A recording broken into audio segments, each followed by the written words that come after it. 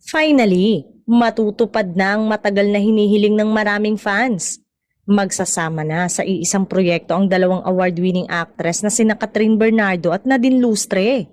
Ang exciting news ay ibinandera mismo ng talent management na Star Magic sa social media sa pamamagitan ng isang pasilip. Mapapanood sa 10-second clip ang nameplate ng dalawang artista na inilagay sa labas ng kanilang production tent. At sa dulo ng video makikita ang clapperboard na may nakalagay na Project Queens.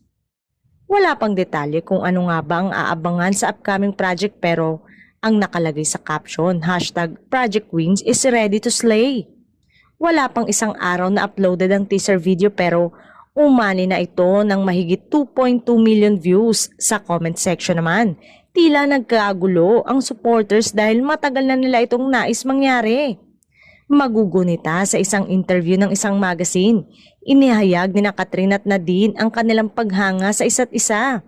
Kung matatandaan, ang huling pelikula ni Catherine ay ang romantic drama na Hello Love Again kasama si Alden Richard. Si Nadine naman ay huling bumida sa Metro Manila Film Festival 2024 entry na Uninvited kasama sina Vilma Santos at Aga Mula.